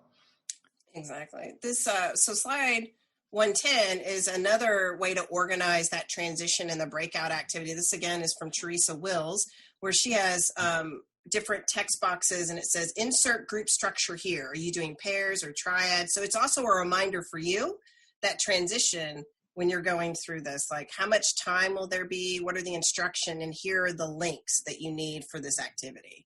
So it's all in one slide. It's there. It can help you as the educator, but also your students and what should be going on. All right, Jen. So the next 100 slides are example. He's not exaggerating, folks. I'm sorry. No. Yes. Example tasks. And, we're not going to walk through every single one, but I wonder if there's something that would kind of, and so again, they're all set up so like these could be used by Jen in tomorrow if she's got the right numbers set up for, with the groups and all that. But if there's a few of them that you want to just highlight that kind of take out these principles of, I mean, we've kind of gotten some things from the, building relationships sort of section of this the tools, but I mean, like you're trying to do things that people probably haven't thought about, like trying to do complex instructions, again, group work that's trying to break down some of the, power dynamics that can typically exist whenever we use groups. I mean, you're trying to do that. And so there's lots of different structures here. So I don't know, is there one or two tasks in particular you want to highlight? I need to think about that. So I think across the task, one big theme is that you want to set up the task, but I always think about students need to be doing, right? Like they don't need to hear from me constantly. So how am I setting up the task so that it requires them to make a video or to go grab an image or to type in some text or to create an audio file or something, right? Because thinking about those, like, okay, maybe this task, how long is it going to take? Are they doing something? Are they reflecting? Are they writing? Are they engaging in doing? So I think across the task, what I've tried to do is keep it where students are having to do something in that movement where they're able to show their voice and their thinking. So like this first task is similar to another task where, it's basically set up where go find an image, like we were talking about the mathography or digital storytelling. Go find an image that represents whatever your prompt is. Like, what was the transition like for you? That's one that my colleagues Crystal Kalanick-Craig and Naomi Jessup used when we facilitated a session thinking about equity in the virtual environment. Like, what's the transition look like for you? Set up the slides and then just go find all the funny GIFs. It's actually a nice way to get people talking to each other. Like some of the GIFs were really funny, but that's something that you could do. Or a similar task that's in there is same structure is what does 6 feet look like? We're in a global pandemic. They keep telling us social distancing. What does 6 feet look like? And then let's find some mental rulers of 6 feet. So you're kind of engaging in like estimation, you're looking at your measurement tool, you're engaging in, I'm being socially responsible and making sure that I'm 6 feet apart. Right. And I think some of the images that you had were the shopping carts. Yeah, shopping carts. A moose. A moose. Like if you're in Canada, I want to think about our Canadian folks too, like a hockey stick. Yeah. Or a Wisconsin Badger football fan. I talked about Bucky's axe. They kind of threw that out there, or a cow, maybe. Right. But they're doing something, right? Like they're learning, they're bringing in images that resonate with them, that give them these mental rulers and engaging in safe distancing for the pandemic that we're in right now. And so they just drop those slides in. The ordering number task is one of those when you were talking about CI and how do you make a task so that it requires the intellectual efforts of everyone in the group, but also a wide range of strengths. And so with this one, it's basically a game board, right, where you can drag cards and you're ordering different representations of quantity and then having to come up with a different strategy for ordering them. So this is very interactive. The students each find their corner of the board. It's color-coded. Only they can move certain cards. And that's communicated by color again. So like the purple group has purple background, but then each player of the 4 within the group, and again, they can only move their cards, so each player is indicated by a different shade of a different color, and they get to move the cards. And when we did this in physical form, it was really nice. You had a card that you would write your name on, and only you could move that card. And so now how you're signifying it is by color. And so wanting to put these cards in order so that they match or they are in sequence from least to greatest. And what's great about this task is that, again, it was a way to translate something that, I thought was it was a very physical task. There's a lot of cutting and putting things together and clipping things. And then here's a set of slides that I can then translate into a online environment. And what's cool is that you created ways to hop back and forth between 2 slides, and where there's a typing icon where if you click the typing icon, you go to where you're supposed to write your justifications. What are the strategies you use to order the quantities? Like we compared, we saw common numerators, we saw common denominators. We, translated something to a fraction or a decimal. And so anyway. Yeah, and then once you've recorded your strategies, it's hyperlinked back with another icon on the recording page to get you back to the game board. Right. And so just being able to, like, that's another thing, like hyperlinking back to resources that they might find helpful within the task is something that I try to do across the tasks.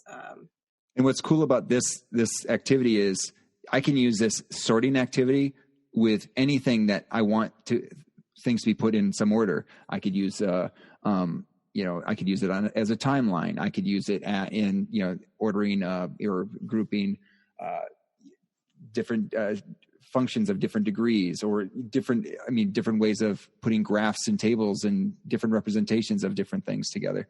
So there's all sorts of ways we could use that setup, which is kind of cool. So yeah, the next set, that highlight, I would just probably bring out is, again, getting students to move things, right, and talk to each other and collaborate.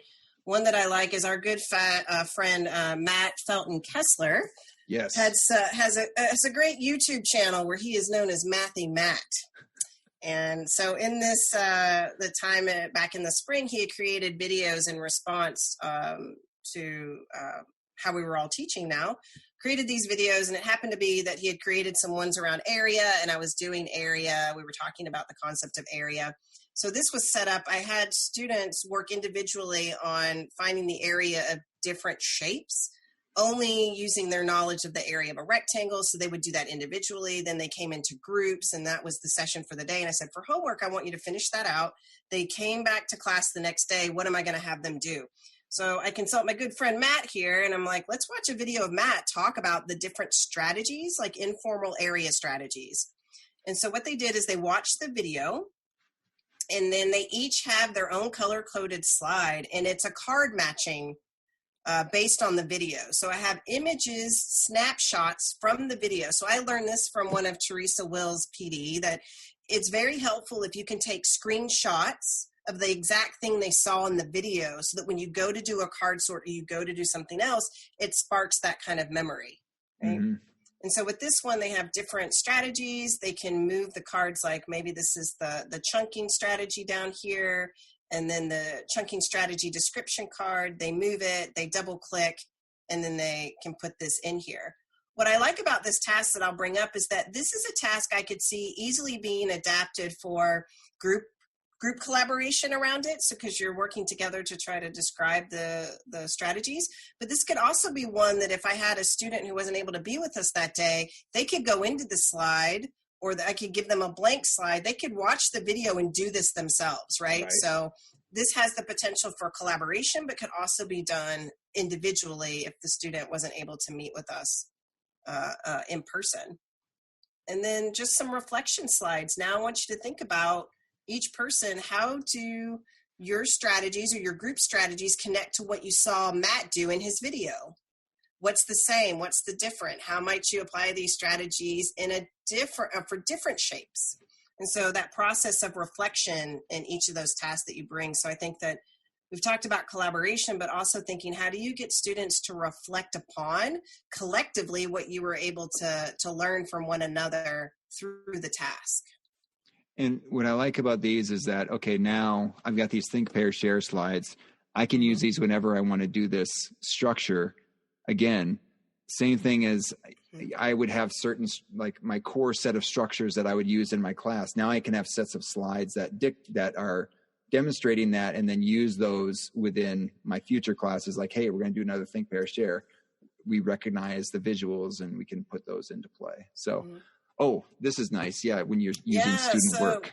Student work. So another one that I've done is like we were sorting shapes, and I had given them a homework, like 4 prompting like tasks where they had to create the Venn diagrams relating, let's say, the set of squares and the set of rectangles, right? Create a Venn diagram. So they did that work individually, and I said, upload it to our, Google Classroom or D2L or whatever platform you're using. And then I went through and I selected, right, as part of our 5 practices, selected certain work, right, for a purpose, that whatever the learning goal is, right?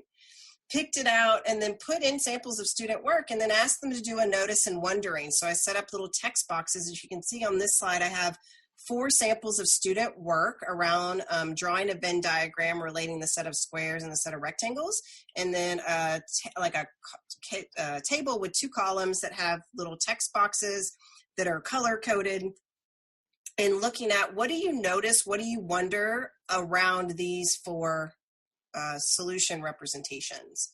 And so they could do that across each of the 4 problems. So this is a different structure than each group has. It's that all the groups are going to go into the one slide and find their little text box color and then talk of their noticing and wonderings. That way, when we go to whole group and we go across the 4 different questions, they can see the responses across all of the groups.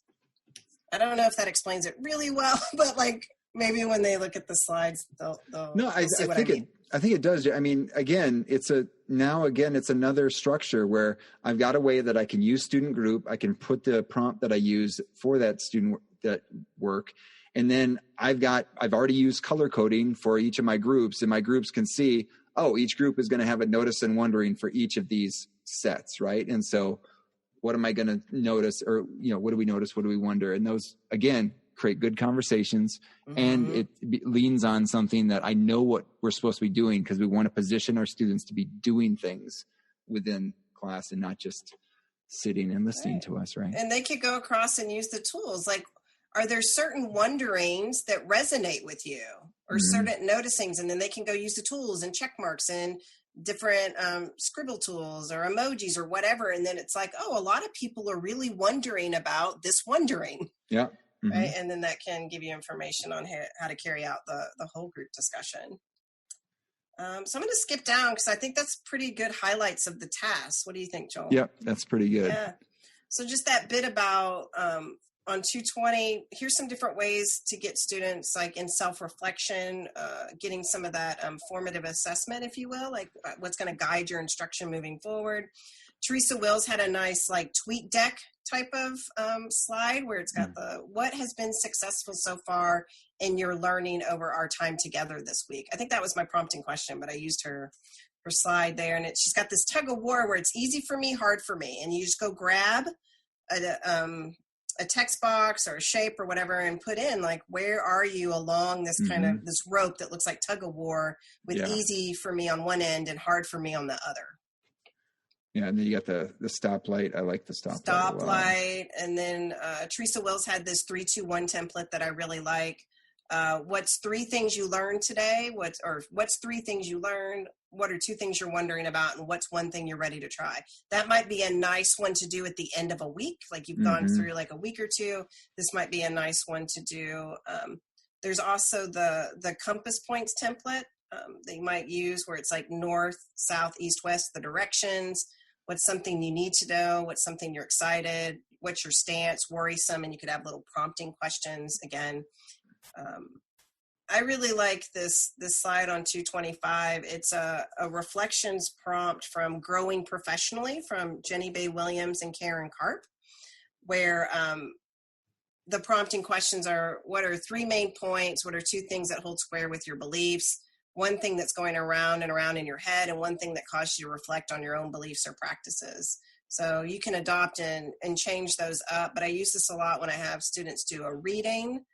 So this could be a reading reflection, responses to those, or maybe it's an activity that we did or a discussion that we had. And that's one where I translated into the virtual space. Yeah, and and again, it's one thing too that overall this thing points you at doing something with the reading. I'm just reading it to read it. No, I'm looking for 3 main points and 2 things, I'm looking for these things. Again, it's versus passive versus active. I think you're leaning, when you give those prompts, you're leaning in. Exactly. In the very last section of this immense slide deck, it's just some virtual manipulatives and other resources that I found helpful. So one thing that is just amazing, I've talked about Teresa Wills quite a bit in her work. So on slide 227, there's a direct link to the different templates and PDs that she has offered. It is amazing. I highly recommend it. Yes. And very appreciative of the work that she's doing for our community. Another couple of links that I have here for TOTOS. TOTOS has been holding a lot of professional development, a focus on mathematics for all students, with a focus on, excellence, equity, social justice, a lot of phenomenal people doing work there, and they have a lot of professional development sessions, as well as NCTM has had 100 days of professional learning. Yeah. So all those videos that they've had are available up until October to go. They have live webinars right now through October, and then you can go back and look at video recordings. There's also a couple of links here of different people who have put together just like pages of resources from our community, like thinking about which one doesn't belong, to virtual manipulatives that I have here, some different links that you can hop on. So I know a lot of people are looking for virtual manipulatives or other tools or strategies and resources, so I've hyperlinked them here. So it's like slides. Other people that have done what you have done, collected things together, and so these are, it's like a meta meta collection we got. I'm trying to find this. Oh, let me go find this. Yeah, in our meta collection of, I know that Janet Nowakowski, she did a NCTM session. It was wonderful, where she has a blog where she put in all these different virtual manipulative sites and places you can go to for that. And so I was like, I will just, here's her Twitter, little tweet that she put out. And so I just hyperlinked it there. And the very last set of slides are just things that I found helpful when creating these slides, like on 229, how to remove backgrounds from images. Mm-hmm. So depending on what kind of slide deck you have, you might find that, there's multiple ways to get images. This was just one that I was like, there's just times when I want to remove a background from an image, and I just didn't know about this site. And then I learned over the last few months, I can do that. Like you mentioned before, Joel, how to create a draw pile. So this is hyperlinked to Teresa Wills' video. She calls it how to clone hack. It's a Google hack for cloning. So that's how you create those draw piles. There you go. So there's video linked right there. We talked about the background slides, how you create a background slide so things aren't moving. There's a video that Teresa, she created there, and she calls it how to lock slides. So I just said how to create backgrounds, the locked background, because some people are like, but I don't know if I want to give my students editing access. Can I lock down the whole thing? And as far as I know, you can't. You either let them all do all the things or none of them. You can't lock a particular slide. So the next best thing is like, here's some things that can't move. Mm-hmm. And then Google Translate, I embed that in a lot of places. Like think about the words that you put in different slides that you might want to hyperlink those words to Google Translate so that your students can go and, let's see what this word means in maybe a different language. And what I like again, go ahead.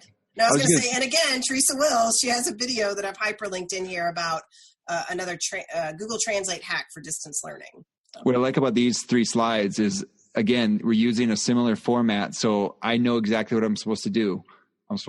I can click on the link, I'm going to get a video, and then I've got more like demonstration from a visual on the right. And so each of these slides, one, for me, Jen, it's like I don't have to think all that much. I want to show a video and give a little explanation on how to do something.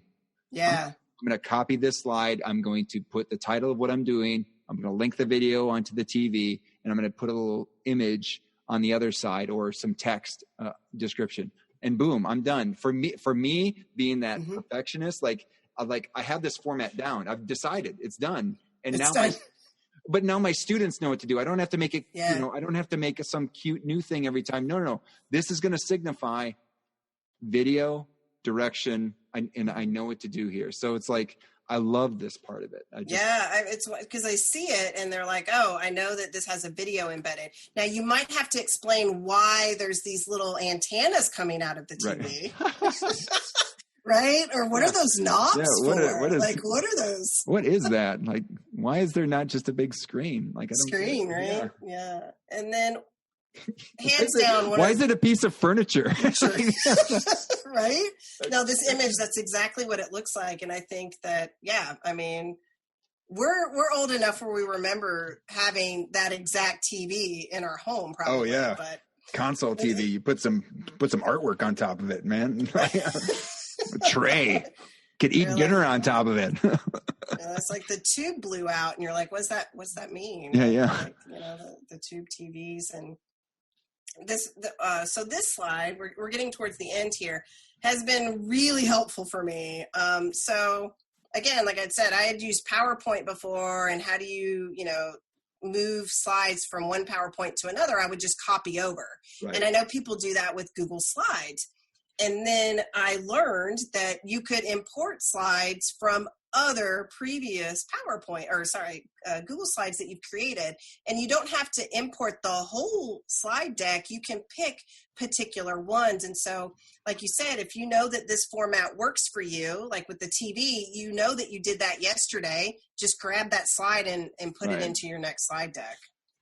That's a nice, again, that was something I learned, and it was beautiful. That's a beautiful thing, especially and if this slide just has those images on it, right? It just says, "Header file, go to import slides. This is what it looks like." And so it's like explanations through visuals. So it doesn't always have to be a video.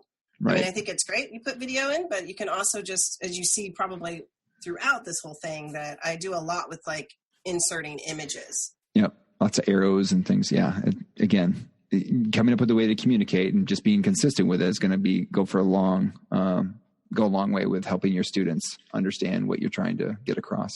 Yeah. And this the last slide is an idea that I got both from Teresa Wills. This is the slide that she created that's on her website, but also this idea from Catherine Ye I got, that have a virtual parking lot at the end of your slide deck, so that at any point during the session that you have with people, if they have questions that maybe they can't ask right this moment, or you don't want to put it in chat just yet, go ahead and just drop it into the very last slide of the deck. And you can say that at the very beginning of your session. If you have questions throughout, go ahead and drop them into this virtual parking lot.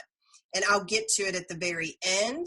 Or if other students end up going there, other people, they might be able to answer the question for you. Again, that collective idea, that collaboration. You might have a question that, Jen can answer, somebody else in the community can answer. It doesn't have to be just me. And so there's that space for that. That's awesome. And again, that's something that I did. I would have like, hey, use this Google form to provide me any questions, and we'll make sure they get answered. But I would do that, and it's like, well, I wanted them questions beforehand, but how many people have questions? Like, how many people know the questions that they're going to have about class before class? Like, this is like, hey, we acknowledge that during class there's going to be a time for a question, and it might get answered with your group, but it might not. So let's make sure to put it at the end, and then or put it on that parking lot slide that's always going to be there. Again, another structure that it's going to be there. And so we're going to make sure that those questions get answered. If it doesn't get answered today, I've got it written out. I can bring it to the next day and put it at something else. Yeah. So this slide deck's just kind of like a highlight of things. Like, I've got a lot more that I've done, but I was trying to put together something that I could share with others that kind of gets like big ideas or things and structures that you could try out. Right. Well, I am just so excited that you were willing to share it and willing to put the time into that we could create this video and that we could share it through the podcast. And I think a lot of the thinking behind some of this stuff, I think that's a helpful thing to communicate here in thinking about how do we teach better? How do we handle the current situation that we're in? But then also, how do we just use it as an opportunity to, again, think about how to teach better? So no matter if we're face-to-face or online, that we're doing things that limit the amount of like havoc that if we have to switch happens, and we can focus more in on our students and more on providing that caring environment that we need, that we all need to be caring for each other. And I can't do that if I'm converting all my instruction. And so again, Jen, thank you so much for being willing to share. This is amazing. I mean, I think that's how we grow and we learn. And then, I mean, I've benefited greatly from a lot of the things that other people have shared. Right. So I wouldn't be able to do what I just did here had there not been resources out there that other people have shared to be able to create this. And then I can think about my own situation and adapt it. And so if there's got to be, I hope, a few things throughout here that resonate with other people, even if it's just one or two things, right? That they feel like, oh, I hadn't thought about that. I can tackle it this way. Oh, that's not too bad. Look, this template's already there. Okay, so I just need to modify it. That's right. So, hey, Jen, if you could not share your screen anymore, then we could see. Yeah. Yeah. And then we're gonna close out with one more question. And that question is, what is the best thing you do for your teaching? What is the best thing you do to help your teaching? Oh, that's such a good question. So I think the best thing that I do for my teaching is that I try to be really reflective. Like going into the learning space, it is a community of learning, and I am part of that community. So if something goes really well, what was it, not just me, but my students, the whole community that made that thing really awesome? Or if something doesn't go as planned or something didn't work out as I had hoped, what was it about the community? It's not just me, it's not just the students, but as a whole, like, and how does that change? So really thinking about collaboration and collectivism to move the thinking and the ideas in the community forward. So I try to be purposeful and reflecting on our space and learning together, but also problematizing my practice. I think that there are things that we wrestle with that we need to pause. Like I get this a lot from Catherine Ye, right? That idea of pausing and thinking about, like, why are you doing what you're doing? Who is it for? The benefit of the community. And I think that's really helped frame my thinking. And I think I'm a better educator because of that. Because I look at it as I'm an educator in progress, right? Like thinking about the work of Mandy, right? We're never done, right? We're unfinished work. Oh, yeah. And we just get better each day, but it's because we come to the space honoring one another, seeing one another's humanity, and just being, I think that's probably the best thing I can do for my teaching, is recognizing that every time I step into a space, I'm really excited because it's different. We have different students, we have a different community, and like I get to learn from people. I get to learn about them, I get to learn about myself, and I get to learn about us in community. That's what I think is the best. And I get to meet awesome people like you, Joel. Oh, right? Yeah. I mean, get to have time with you. Well, that's what I was just thinking. I mean, in all our conversations, and even like having the conversation that was at the beginning of this transition of instruction in the global pandemic, and thinking about when you were on the Teaching Math Teaching podcast and the way you were talking, it was like, man, she's thought a lot about some of the issues that we're all dealing with, but at the same time, she's presenting all these additional ideas and questions and things that she's still thinking about. And like, you know, it could have been really easy, Jen, for you just to say, like, to position yourself like, yeah, I figured a lot of this stuff out, and just do that, you know, but you never do that. Like, it's always this, like, I'm here, but here are the things that I need to keep growing on, and here are the things that, and then also, what do you have to offer about like those things that I need to keep? And it's like, right.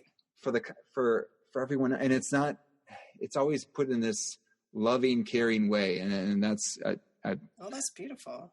That's so nice. Well, you're so nice. This is just so great. But anything else to share with it before we close out here? Yeah. I mean, a couple of things I would just say is that just remember, you can't do all the things, right? We're still in a global pandemic. And I want to say that you are enough.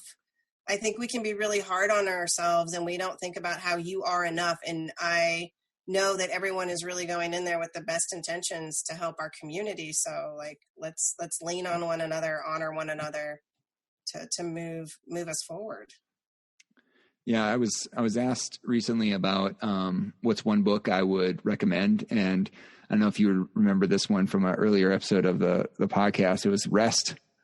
Like, hey, if we're going to be doing good work, we also need to have good rest, and especially right now. And like, I think about that image that you had in the slide deck of like, but having an empty cup, like you can't pour out if there's nothing in there, like, and just self-care, and you are enough. That's a good one. So thank you, Jen. Thank you for sharing. Yeah, no, thank you. I love this. This is great. All right, so I'm going to close it out. So that is all we have. That is it. Just 200 slides and however much you want to take. That's all we got for this episode of the Amazon Planet podcast. The show notes, which is going to be important, can be found at amazonplanet.com. We'll get a copy of the slide deck that you can see everything that we showed. There'll be the video will be embedded there, but you can find that at amazonplanet.com/episode 29. If you're looking for ways to support the podcast, you can subscribe, rate, and review the podcast. We appreciate that. Dr. Bondurant did that recently. I appreciate her review.